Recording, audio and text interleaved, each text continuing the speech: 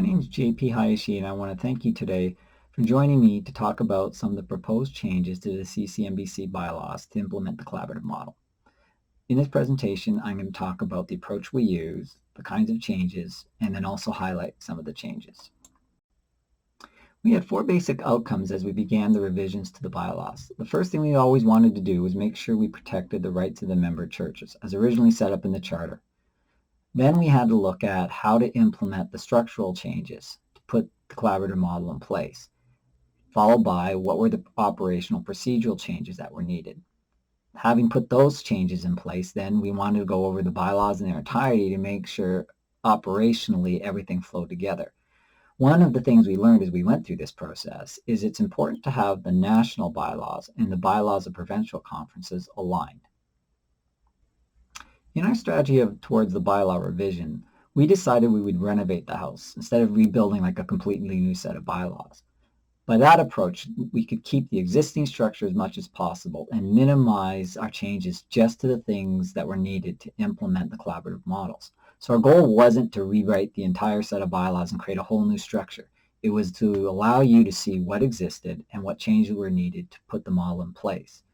Also, we introduced some external documents. The idea behind that was that we could minimize the amount of changes and put a lot of the detailed operational steps into documents outside of the actual bylaws, but that would still be documents that the members would approve. So what this means is we kept a lot of the original structure where the member churches are still at an annual general meeting, or we still have the capability to do conventions. But we've added this new class of memberships called the member organizations because a key part of the collaborative model was establishing the National Assembly. The final piece of understanding our approach to the bylaw revisions is knowing what had to remain and why. The first thing to understand is that our Confession of Faith and the MB denomination is established nationally, and that's through the Federal Charter, the Act of Parliament that created the CCMBC. So every church needs to be part of both a national conference, which is a denomination, and also part of the provincial conferences. This two-level structure is really important because churches also operate in a provincial jurisdiction. The other thing we realized is the importance of the executive board and its officers as representing the denomination. And according to our charter, those officers have to be elected at an annual meeting of the members. So what you'll also see is that it's important for us to retain a small annual general meeting. And that general meeting can also do things like approving the auditor and financial statements.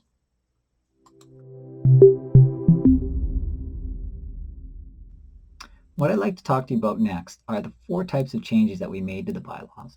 The first kind of change was a language change. This is where something like a name, something like the executive director, is now called the national director. So it's not a substantive change, it's just a new wording that the collaborative model introduces. The second kind of change is a clarity change. A clarity change doesn't alter what's written, but it just makes it clearer what might have been originally intended. And you'll see situations where election terms have been clarified because it was never quite clear exactly how a certain phrase or set of wording might apply. The most important changes are what we call the structural changes. These are the large changes like the member organizations creating the National Assembly or National Ministry team. And then the fourth kind of change that's needed is because of the structural changes are operational. So that once you might make a change to one section of the document, you have to bring all the other sections into alignment. I'll spend a few minutes now to kind of highlight a few of those examples in each of those areas. Language changes are the easiest to understand. It's things like replacing the Board of Faith and Life with the National Faith and Life team. The national director used to be called the executive director in the bylaws. We've also introduced the term assembly, and that replaces anywhere we used to use the word convention or maybe annual meeting. Also, the General Assembly is a kind of meeting where both the member churches and the member organizations attend, versus the National Assembly as described in the collaborative model is just the member organizations coming together to meet. Also, there's some brand new terms that'll be defined in the bylaws, and you'll see things like the Collaborative Unified Strategic Plan or CUSP, Strategic Partnership Agreements. We also have principal organizations and the collaborative model itself. And you'll find these definitions in the first part of the document. We introduced a number of clarity changes, not to alter what the bylaw said, but just to make sure things could be properly understood. In some cases, it was just a matter of describing all of someone's responsibilities or duties better, or case of elected officers, making sure it was clear how many years and applied to what particular roles, or something like the dissolution process, where we just made sure the steps and the voting procedures were clear. The structural changes are the largest changes to the document. These are the big things that we needed to put in place to make the collaborative model work. Major change was introducing a second class of membership. So the denomination had member churches. Now we've added member organizations. Those member organizations are the 6 provincial conferences, the seminary, Multiply, and Legacy. And with the addition of those member organizations, we have to add the details of how they're added, how they're removed, things along that line. With the addition of member organizations, there now became the National Assembly, which is where the member organizations come to meet under the collaborative model to do the kind of planning that needs to happen with all the boards gathering together. And then a third major structural change was the addition of the national ministry team, which are the leaders of the 10 organizations, the member organizations that come together under the leadership of the national director, so that we have the operational or implementation side of the organizations, as well as the planning or the board side of the organizations that was described in the collaborative model, now part of the new bylaws.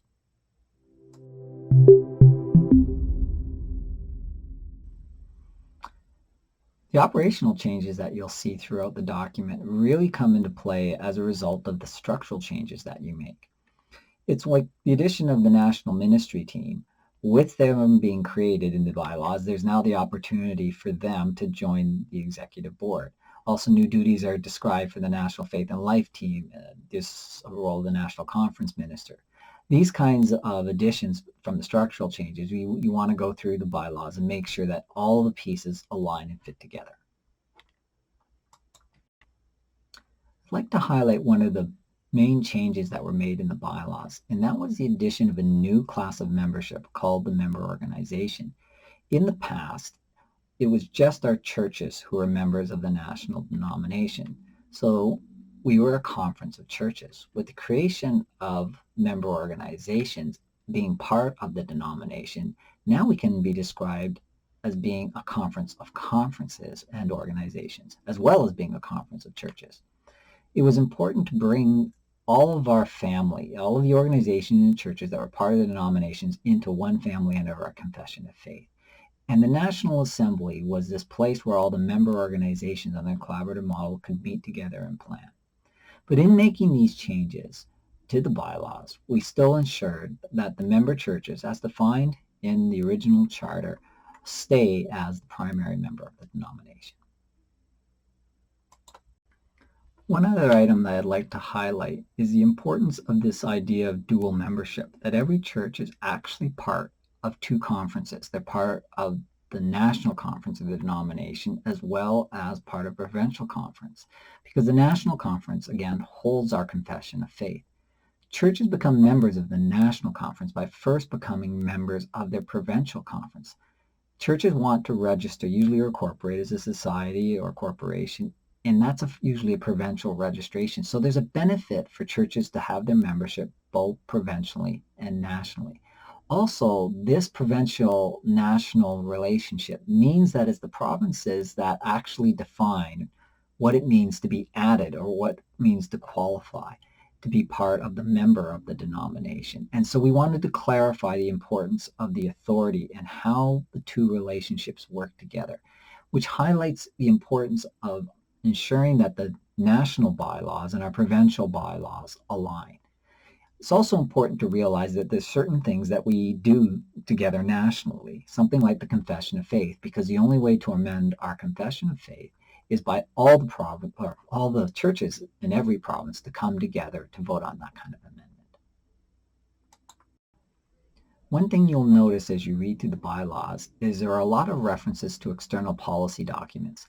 This was an intentional step to allow us to create external documents that are still going to be approved by all the member churches, but allow us to create the detailed steps and procedures that are necessary for things like holding the referendums. And I think you've read those in the policy that we created for the votes that we're using in 2021.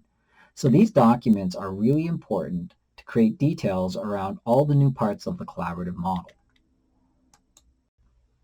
In this bylaw revision process, we're hoping to get as much feedback as possible, so we've allowed for 2 sets of revisions.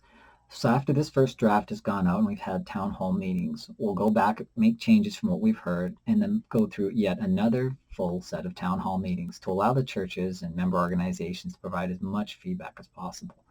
Our goal is to have a set of bylaws that everyone is very comfortable, very familiar with, so when we get to the final vote, the ratification in 2021, everyone will be really clear what's inside the bylaws and why they're designed and how they work. So we really invite you to participate fully throughout this bylaw process.